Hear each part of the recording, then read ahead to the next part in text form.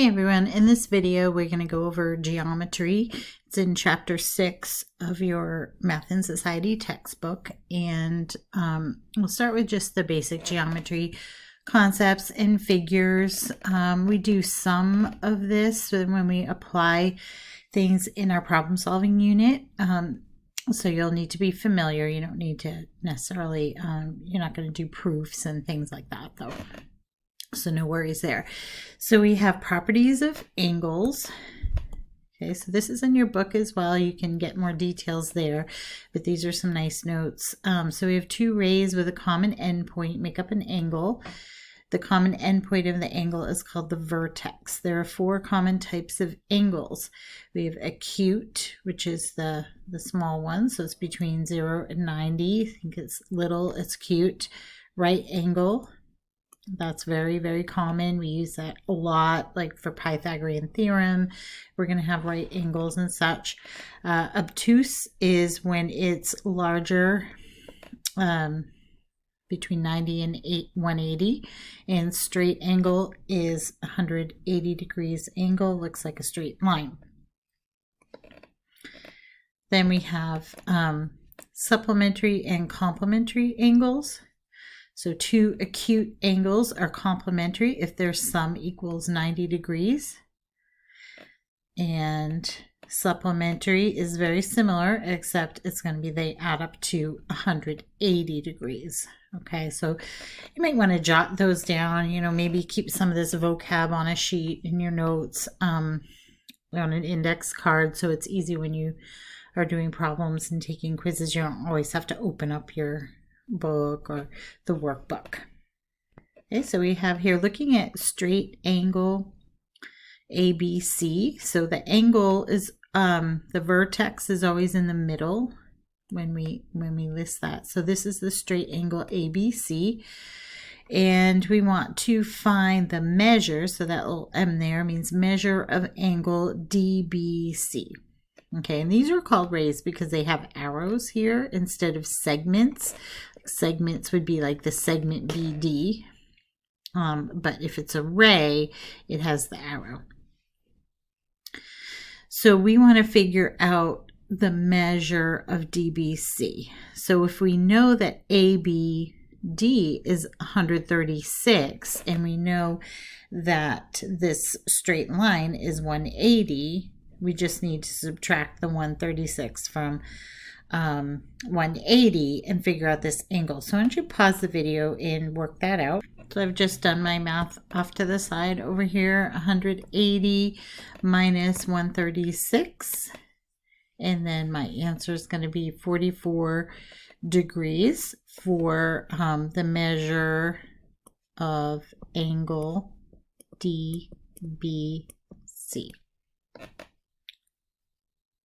Now again, you can pause any of the examples as and do them as classwork at any time you want to. So we have here example 6.2 looking at right angle RST.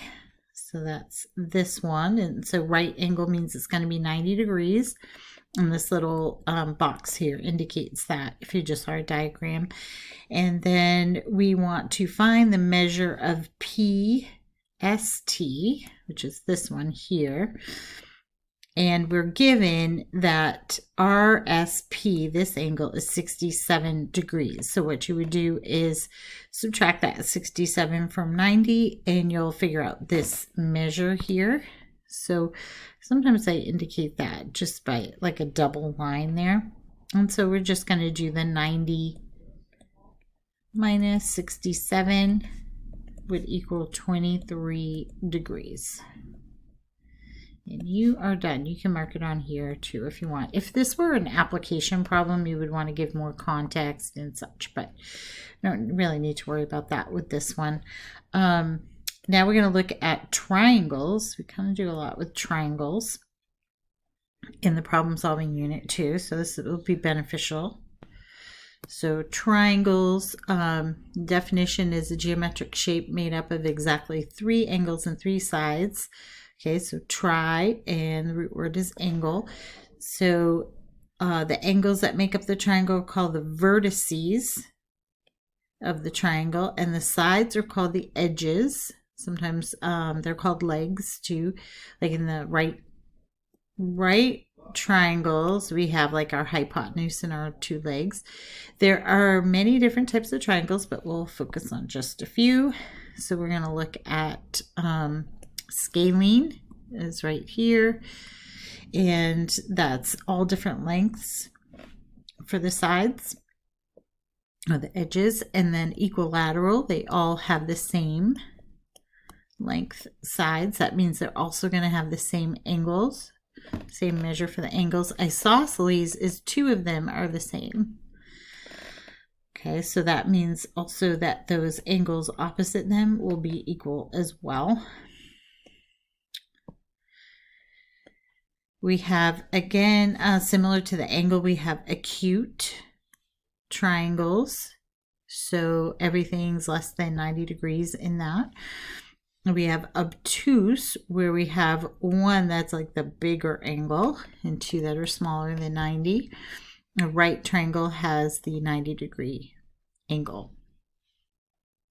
And this is called the hypotenuse, the one directly across from 90 degrees. So when we talk about Pythagorean Theorem, we're only talking about right triangles. There's a lot of applications and things that are just work with formulas and things that work with right triangles.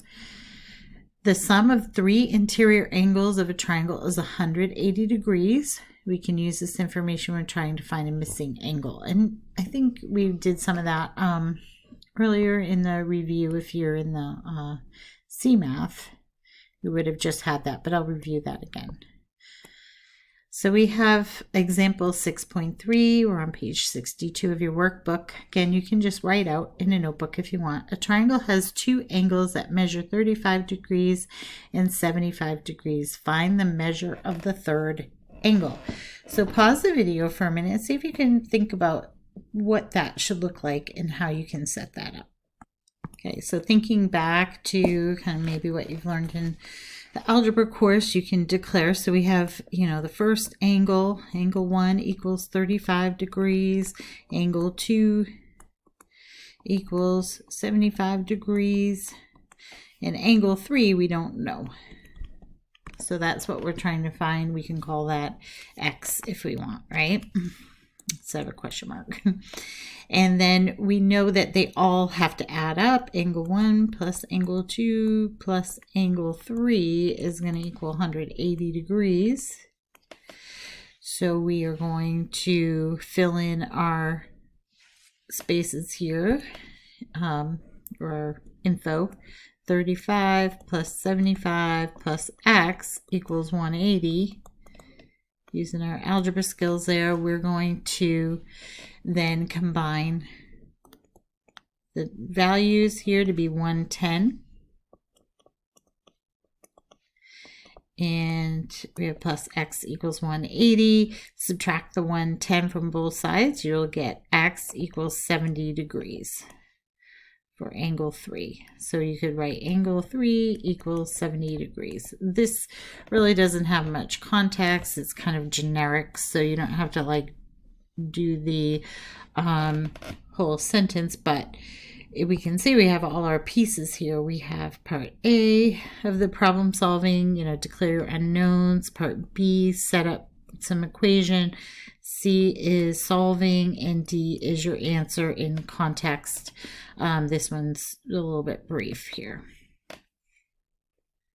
So this one I'm going to have you do as a classwork, and I'm not going to do it all out right now, but I'll just put the answer there so you know if you're right or not. So pause the video and work this one out. Remember that the right triangle also has an angle of 90 degrees. So we have angle 1 equals, we'll say that one's 90 degrees.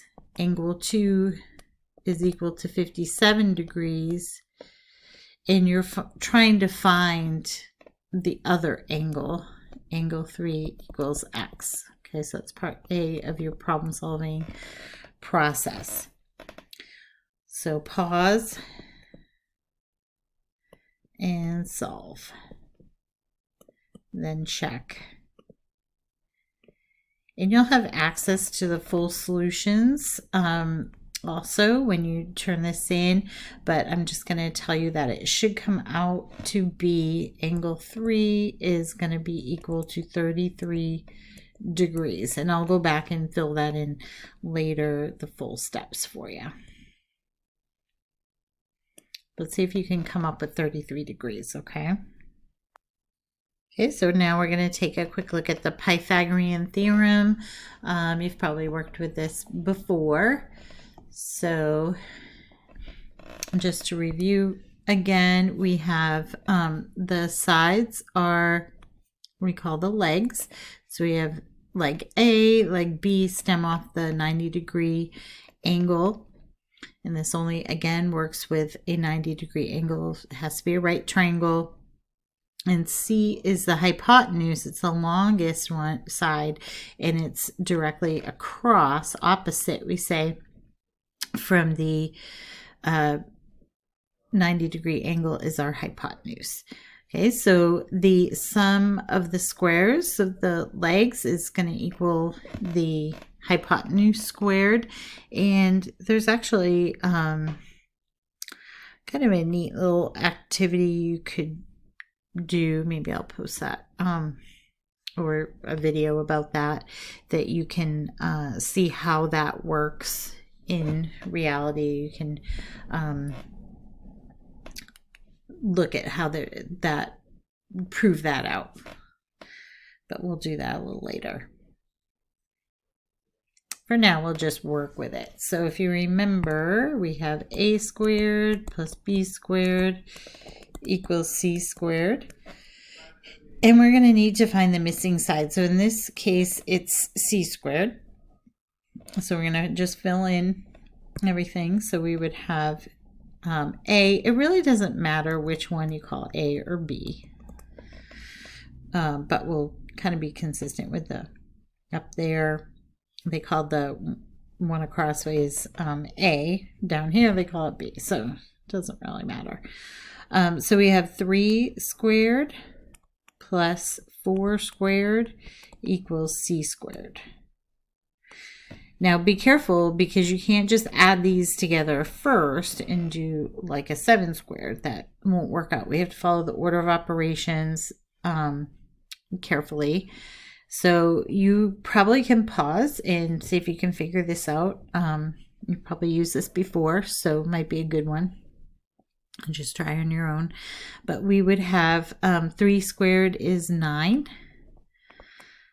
plus 4 squared is 16, and you will get c squared.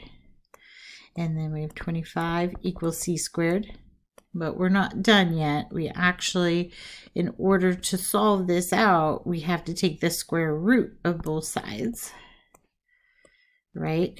And a lot of times we would say, well, it's going to be plus or minus, but because we have length, length is always positive. So we're only going to take the principal root. Okay. So we would end up with 5 equals c, or just switch that around, c equals 5. And this actually doesn't have units on there, but if you did, you would just say units. And it's not square units anymore, it's just linear units. Okay, so c equals 5 on that one. Now for 6.6, I'm going to have you do that as a classwork. So virtual class, I guess. You're going to pause and complete. And then check. Okay, so hopefully you were able to work this out, or at least get started. So we have our a squared plus b squared equals c squared. 12 squared plus b squared equals 13 squared. The answer should be b equals 5. And again, we don't know what the units are, but we'll just write units. So I will work this one out just in case you didn't get it. So if you did, just go ahead and move on. So 12 squared would be 144, plus the b squared equals 169. In this case, we have to solve for b squared, so we just got to do a little bit of algebra there. So we're going to subtract the 144 from both sides, and we get b squared equals 25. Take the square root of both sides, and we get b equals 5. Okay, we have one more for this set of problems that we'll do for this video, and then we'll do a part 2. So example 6.7, you can do this as a classwork if you want. I recommend that. The more you can do on your own and then check and see, you get more practice. But you can just follow along with me if you want. A sailboat has a large sail in the shape of a right triangle. The longest edge of the sail measures 17 yards and the bottom edge of the sail is 8 yards. How tall is the sail? So this is something I'm pretty familiar with because I sail, so it's lots of fun. So if we have the longest edge, that tells us that it's going to be the hypotenuse. And we know it's a right triangle, that's given. So it's that kind of shape. So we're going to draw that out. This is be our little sail, right? And so this is 17 yards, and we can call that C. And then we are trying to find, let's see, we have more info. The bottom edge is 8 yards. We can call that A. And the height, we don't know. We're going to call that B. So that's what we're trying to find. And you can, again, use your a squared plus b squared equals c squared.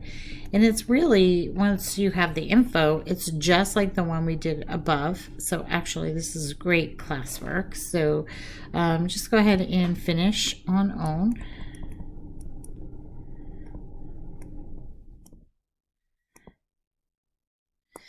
And so pause, and then I'll write the answer down the bottom there. I'm not going to do it all out, but you'll see it once you submit if you needed some steps.